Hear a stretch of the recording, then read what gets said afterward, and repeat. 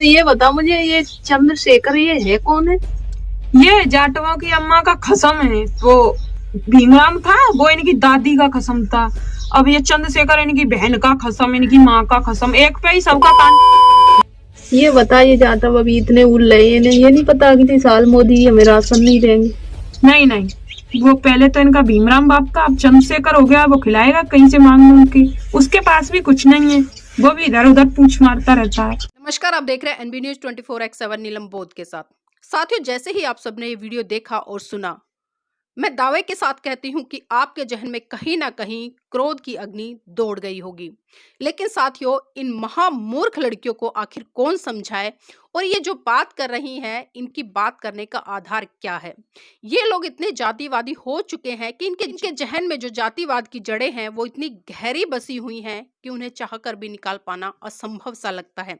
लेकिन विडंबना होती है कि जिस महान पुरुष ने इन महिलाओं के लिए अपने 4-4 बच्चे कुर्बान कर दिए, अपनी जीवन संगनी कुर्बान कर दी, अपने जीवन के तमाम सुख संसाधनों को कुर्बान कर दिया, आज 2 कौड़ी की ये लड़कियां आकर उन्हीं परम पूज्य बाबा साहब के खिलाफ इस तरह की बयानबाजी कर रही हैं और उनको अपमानित करने का काम कर रही हैं।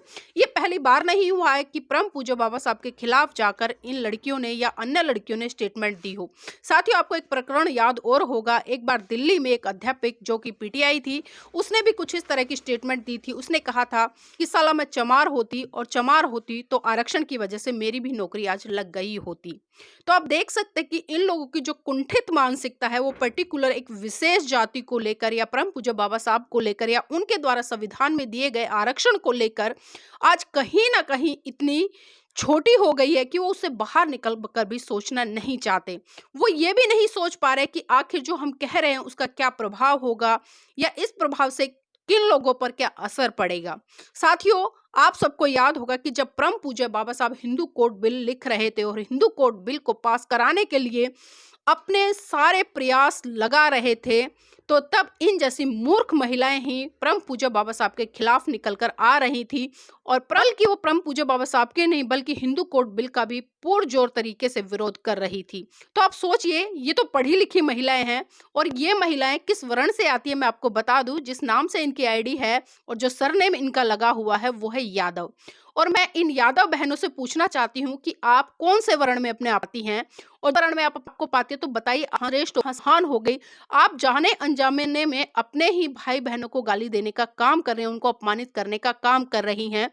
क्योंकि साथियों, कहीं ना कहीं हम प्रतिरोध भी करते हैं, और प्रतिरोध जिस तरह से चल रहा है आप ना समझ लड़कियों के प्रति, क्योंकि कई लोगों ने आपके खिलाफ एफआईआर भी दर्ज कराई होगी और कई लोग तैयारी भी कर रहे होंगे।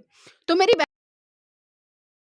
मेरी बहनों, कम से कम जो आपकी दूषित मानसिकता है उसका परिचय मत दीजिए, और आप कम से कम अपने महान पुरुषों को पढ़ लीजिए। मैं ये नहीं कहती आप बाबा साहब को पढ़िए, मैं कहती हूँ कि आप एक बार आपके ही समाज से आने वाले ललित सिंह यादव जी को पढ़ लीजिए, उनके इतिहास को पढ़ लीजिए, उनके संघर्ष को पढ़ लीजिए।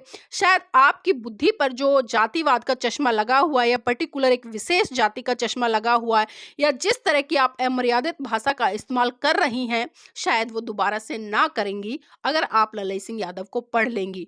तो जो अनाप शनाप ये टिप्पणियां आप कर रही हैं हाईलाइट होने के लिए, इस तरह की स्टेटमेंट या इस तरह की हाईलाइट को पाने के लिए, अगर आपको सही मायने में हाईलाइट पानी है या अपना कद बढ़ाना है तो अच्छे काम करके बढ़ाइए, अच्छे विचारों से बढ़ाइए, ना कि आप पर्टिकुलर एक व्यक्ति पर या उस समाज से आने वाले तमाम व्यक्तियों को टारगेट करते हुए इस तरह के भद्र भाषा का इस्तेमाल करेंगी।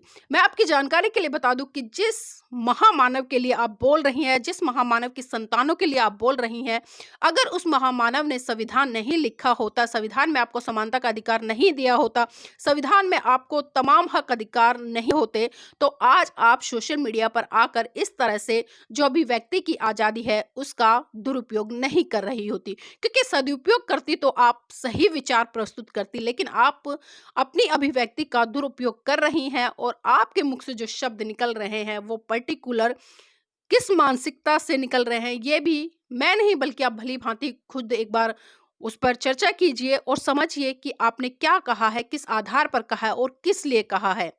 तो उस महामानव के प्रति आपको तो मस्तक होना चाहिए, जिस महामानव ने मनुस्मृति जैसे गुलामीवादी व्यवस्था से आपको बाहर निकालकर एक स्वतंत्र जीवन संविधान के तहत दिया, आपको शिक्षा लेने का अधिकार दिया, आपको नौकरी करने का अधिकार दिया, आपको पिता की संपत्ति में बराबर का अधिकार दिया, आपको हिंदू कोड बिल के तहत आपको तमाम हक अधिकार दिए।